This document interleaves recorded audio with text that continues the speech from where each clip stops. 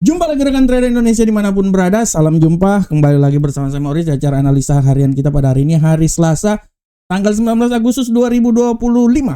Seperti biasa kami dari Market mengambil rekan trader memberikan sedikit analisa buat rekan trader karena kami ingin sebelum rekan trader terjun langsung dalam dunia trading nanti membuka posisi, setidaknya ada sedikit informasi dulu supaya bisa melandasi analisa yang akan dilakukan oleh rekan trader semuanya. Oleh karena itu kami hadir untuk rekan trader semuanya. Oke rekan trader, tanpa buang waktu yang lama lagi, mari kita coba lihat apa yang terjadi pada pasar di perdagangan hari Senin kemarin. Di hari Senin kemarin, kita lihat dari indeks dolar Amerika, bagaimana indeks dolar Amerika bisa naik ke posisi yang lebih tinggi, kembali lagi ke zona 98.178, dan ini bisa kita lihat adalah pengaruh dari bagaimana pertemuan yang dilakukan oleh Donald Trump, Zelensky, dan para pemimpin Eropa di Washington DC. Imbasnya adalah bagaimana penguatan yang terjadi pada indeks dolar Amerika. Sedangkan untuk Euro USD, kita lihat Euro USD mengalami pelemahan yang sangat signifikan, terutama menjelang pertemuan yang diadakan di Washington. Dia sempat menyentuh level 1.16555 walaupun akhirnya ditutup di seputaran 1.16578. Pound sterling pun juga gitu rekan trader. Imbas pelemahan kemarin membuat pound sterling jatuh dan ditutup di posisi 1.34985.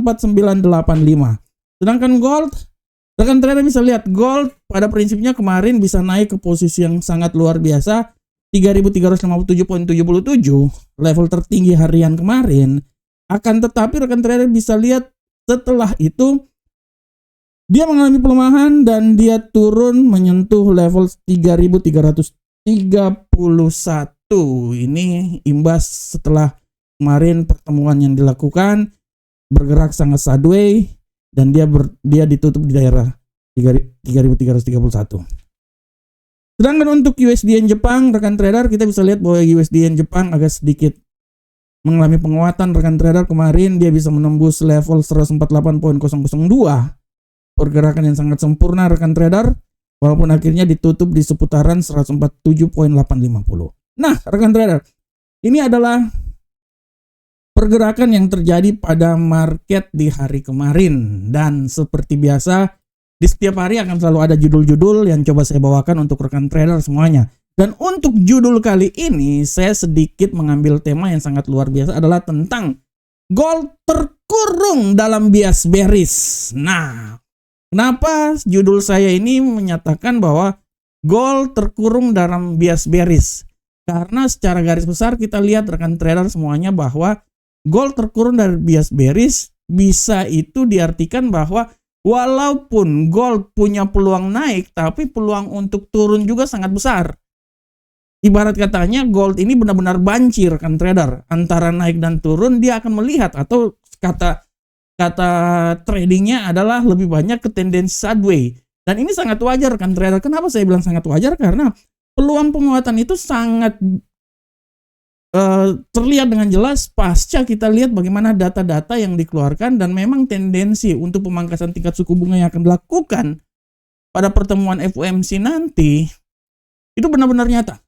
Dan kita bisa lihat bahwa tendensi itu sudah mulai bisa kelihatan rekan trader, walaupun nanti pasar benar-benar akan melihat bahwa nanti pada Kamis dini hari nanti ada pertemuan FOMC pasca nanti pertemuan bulan September nanti. Tapi dari pertemuan Kamis dini hari nanti kita bisa melihat reaksi yang akan diambil oleh The Fed tentang bagaimana pertemuan yang akan dilakukan pada bulan September nanti. Dari sini kita bisa lihat bahwa secara garis besar dari data-data yang dikeluarkan itu dilihat bahwa pemangkasan tingkat suku bunga yang akan terjadi sebesar 25 basis point pada bulan September itu hampir sebagian besar menyatakan hal tersebut dan berada di seputaran 90% rekan trader. Akan tetapi dengan adanya data indeks harga produsen di mana inflasi masih tetap tinggi pun juga ini akan menjadi sedikit halangan untuk hal tersebut. Walaupun secara garis besar masalah trafik udah mulai bias, udah clear ya. Bukan, sebenarnya belum clear juga, tapi sudah bisa diredakan ya. Donald Trump udah bisa meredakan hal tersebut, sehingga kalau sudah mereda artinya kan bisa The Fed ini bisa mengambil suatu keputusan tentang bagaimana pemangkasan tingkat suku bunga dengan trader. Tinggal nanti kita lihat masalah-masalah lainnya seperti masalah geopolitik. Nah, dengan adanya pertemuan yang dilakukan kemarin pasca pertemuan antara Donald Trump dengan Presiden Rusia Vladimir Putin, memberikan suatu tekanan terhadap emas. Ya, karena emas kita tahu bahwa aset safe haven akan selalu bergerak di saat keadaan-keadaan geopolitik yang tidak menentu, tapi dengan adanya sesuatu yang sudah mencapai level penentuan seperti kayak gini, setidaknya bisa memberikan sebuah tekanan terhadap pergerakan yang akan terjadi pada emas. Walaupun secara garis besar emas ini akan diperkirakan naik akibat imbas dari pemangkasan tingkat suku bunga yang dilakukan, tapi dengan adanya situasi geopolitik ini setidaknya dia bisa memberikan tekanan terhadap emas. Oleh karena itu, sesuai dengan judulnya tentang emas terkurung dalam bias bearish, dalam hal ini kita bisa lihat bahwa peluang naik tetap ada, tapi kenaikan yang akan terjadi ini tidak dahsyat-dahsyat banget. Akan tetapi peluang turun pun juga masih tetap besar di sini. Oleh karena itu, pasar masih tetap akan melihat sampai nanti besok hari Rabu nanti, menjelang Kamis dini hari, ini adalah penentuan yang akan terjadi. Sebelum nanti hari Jumat nanti akan ada pidato yang dilakukan oleh Jeremy Powell di Simposium Jackson Hole. Dari sini kita akan lihat pergerakan pasar ke depan. Tapi secara garis besar, emas masih tetap wait and see di tengah peluang bullish yang masih tetap ada, tapi terkurung dari zona bearish. Sehingga emas masih terus melihat pergerakan pasar ke depan. Oke rekan trader, demikianlah tema kita. Kita akan langsung masuk aja di analisa teknikal. Bagaimanakah analisa teknikal kita hari ini? Kita mulai dari indeks dolar Amerika. Pergerakan pasar yang terjadi pada indeks dolar Amerika hari ini secara garis besar, kalau rekan trader lihat, indeks dolar Amerika hari ini walaupun sempat naik rekan trader tadi menuju 98.312, tapi dia sekarang berbalik arah dan tendensi bearish masih sangat kembali menerjang. Analisa saya, dia ini masih bisa bearish. Saya tidak mau bilang dia jauh-jauh banget, tapi minimal kalaupun terjadi pelemahan, dia bisa sampai di level 97.854. Tapi sekali lagi bahwa peluang untuk kembali naik masih tetap ada. Dia masih bisa kembali naik lagi hingga level 98.228. Intinya sekarang dia keluar dari zona 98, tapi peluang untuk kembali ke 98 itu masih tetap ada. Ini adalah analisa yang coba kami tawarkan buat rekan trader semuanya. Nah, untuk Euro USD,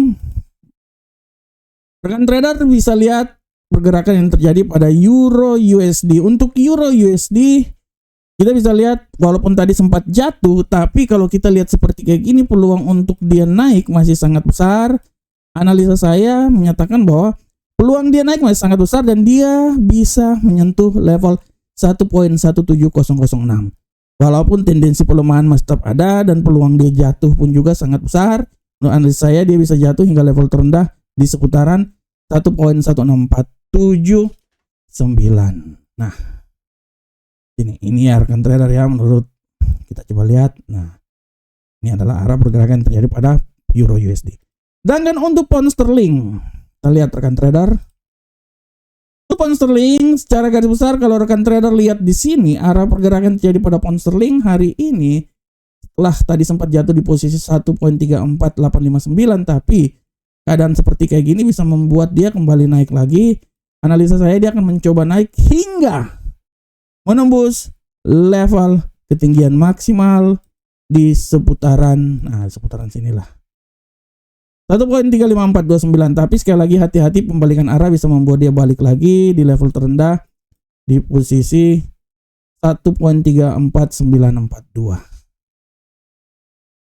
Nah, ini adalah arah yang terjadi pada pound sterling. Sedangkan untuk gold rekan trader, kita lihat arah yang terjadi pada gold hari ini.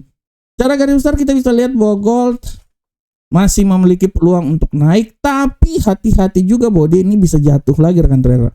Analisa yang coba saya bawakan buat rekan trader bahwa dia ini akan mencoba naik hingga level maksimal di posisi 3352.26. Tapi sekali lagi hati-hati bahwa peluang untuk jatuh juga masih sangat besar, bisa membuat dia kembali jatuh lagi ke level terendah di posisi 3326.63.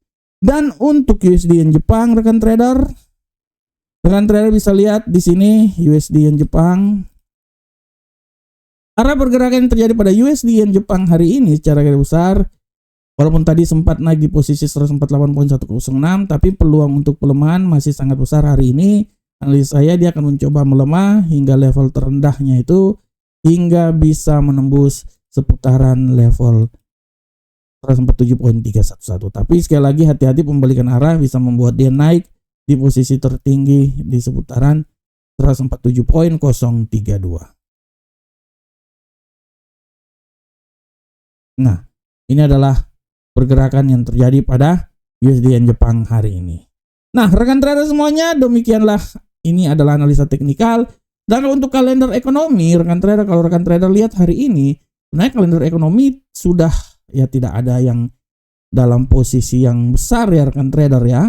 Untuk kalender ekonomi hari ini, kalau rekan trader lihat, sabar saya buka dulu untuk kalender ekonomi.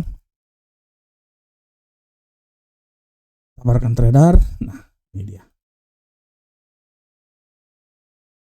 Lihat di sini rekan trader, untuk kalender ekonomi pada prinsipnya tidak terlalu ada kalender ekonomi yang besar ya, cuman ada yang kecil-kecil aja, nanti besok baru mulai.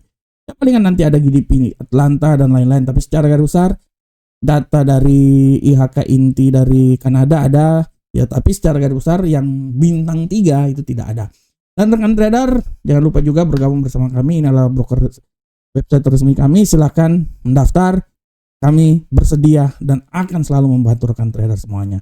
Dan jangan lupa juga baca tulisan-tulisan kami di investing.com maupun di FX Trade.